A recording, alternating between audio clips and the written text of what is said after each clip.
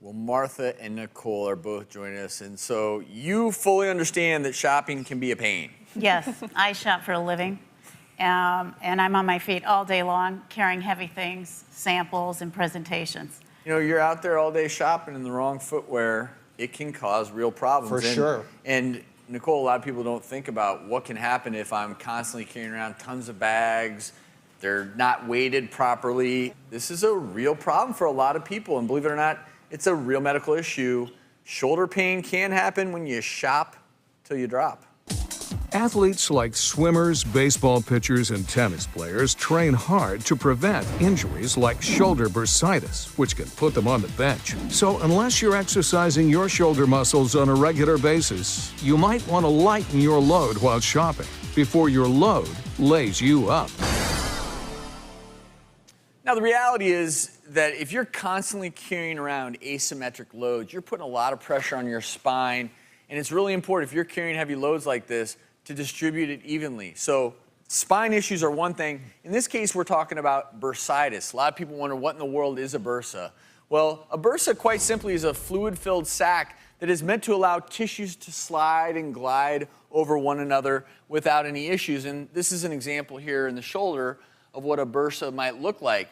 However, this whole bursa can become very inflamed, and so all the tissues surrounding it can be very painful. And we wanted to look at what actually happens functionally when you're doing this, when you're carrying really heavy bags. And we actually have shoulder specialist and orthopedic surgeon Dr. Clint Suppy here with us, who's going to help explain, using some special technology, what you're doing, Nicole, when you're carrying these bags all day long. So why don't both of you come on up here, because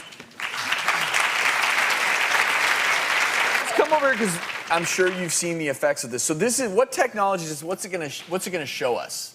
So this is the latest in fall fashion of motion capture suits. Basically, what's going on? She's got these different sensors, 17 of them, all over her body. They send messages to the computer, and then the computer then forms a computer image, or what we call an avatar, kind of like the movie, to represent her motion. And then we can measure all her different movements from the computer. So Nicole, do you favor one side, maybe your right side when you're carrying bags? For sure. So with your avatar image up there. There you are. All right, so that's working. So carry these bags, and I can tell everyone in the audience, without question, these are heavy. So carry those like you normally would. Is that normally what you would carry? Well, I mean, it's a lot of food in here, but yeah. So let's just say, we just got done shopping, just a couple girls at the mall. Come on, we're hanging out. So I can even see on her avatar, Dr. Suppy, that she is leaning clearly to support all that weight. Do you all see that with the avatar? It's pretty obvious. Maybe not just looking at you, but with the avatar, it's so very obvious. Yeah. Do you need some help with your bags? I don't want, since you're rehabbing. And so you actually looked before at her walking without the weight and then carrying the asymmetric bags on her shoulder? Yes, and then looked at her again walking without the bags.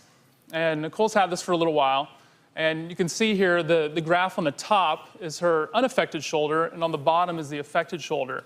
And the more motion there is with the squiggly lines, that means there's more movement in the shoulder. And even with her not carrying the bags, there's a little bit of motion more in her unaffected shoulder, saying that she's developed a little bit of chronic change. Well, we hope that your recovery continues. Thank Dr. you. Suppy, Thank you very much. We really appreciate it.